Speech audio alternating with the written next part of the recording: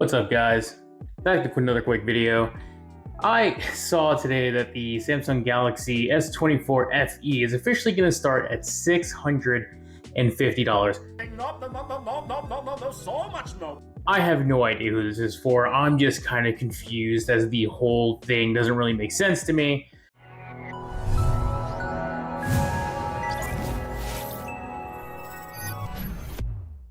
The price just seems entirely too high. And I don't know what Samsung is thinking here. I mean, it shouldn't be too much of a surprise by now. I kind of like Samsung phones. I'm a fan of them. I would be someone who would buy a fan edition because I am a fan. Of course, we already know that the fan edition has always been kind of like a stripped down version of the S21, S22, S23 line, just kind of making the same kind of chassis idea with taking away some of the more premium features to give you a cheaper end result or less expensive end result. And just kind of looking at this article from 9 to 5 Google, it's the fact that it starts at $650, which, I mean, you could buy one of these S24s for $799 or any lower end Galaxies for a good price. But, you know, I would probably recommend buying a used version of the S24 or an S23 with a Snapdragon Gen 2 over something like this. But let me explain why. So just kind of going through the article, you could tell that they've made some sacrifices here. So instead of using a Snapdragon chip, they're going to be using an Exynos 2400E chipset, and that seems to be globally, which is kind of a bummer because the Exynos chips have always been kind of meh. That's why we don't really see them being used a lot, especially even in some of the flagships, because, you know, they just tend to not be as good, even though I can see why they want to push their own chips and whatnot. They're just not as good as the Snapdragons. It does have a full HD dynamic AMOLED, so it's not the highest resolution, but it will be fine, I guess, for a lot of people. They'll have the optical under display fingerprint sensor, a 10 megapixel camera that's used for optical face unlock. So the front will be 10 megapixel used for optical face unlock, which, look, if it has like the Pixel style where it can actually unlock banking apps, great. But if it's just going to be a typical face unlock like I've seen even on these $30 TCL phones, I don't think that is going to be the thing that really drives the conversation forward on whether to get one. The device gets 8 gigabytes of RAM and 128 gigabytes or 256 gigabytes of storage and runs Android 14. So, I mean, that's great. It does get Galaxy AI Suite and Google Circle to Search, so you do get a lot of the premium features, but I just can't imagine that you're gonna get a better deal than just buying a used version of one of these phones. I mean, there are so many websites out there that you can go to buy a refurbished phone. And getting a refurbished one of these, look, you get the Snapdragon Gen 3, which, I mean, it's going to be good. Like, that is a good chip.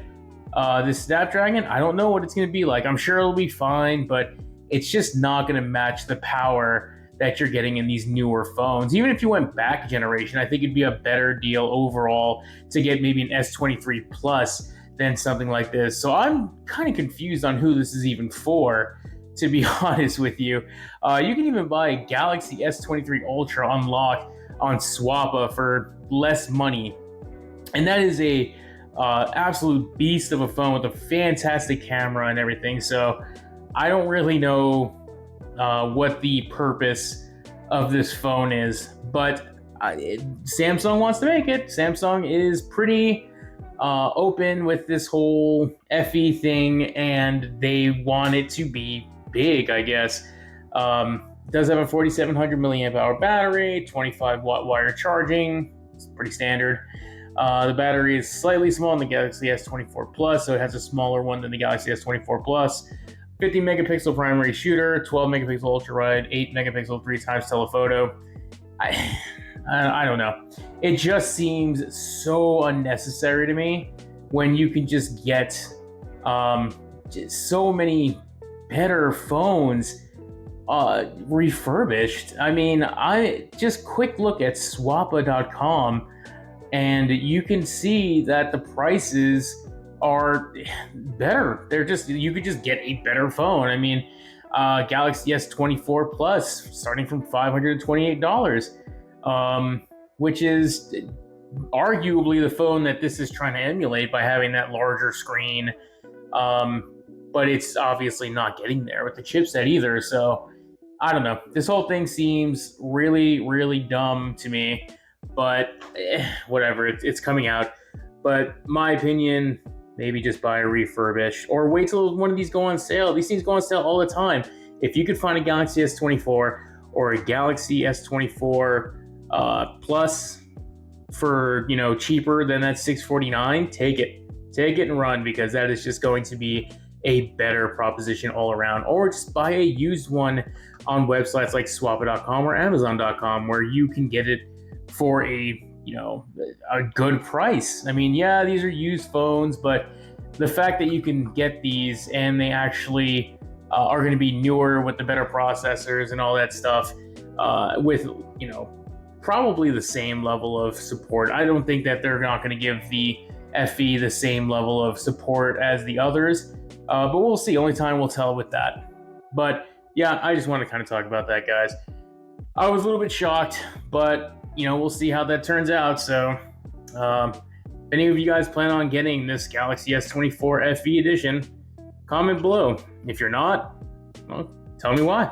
I'm curious to see what you guys have to say about it. So, thank you guys for watching. Give it a thumbs up if you like it.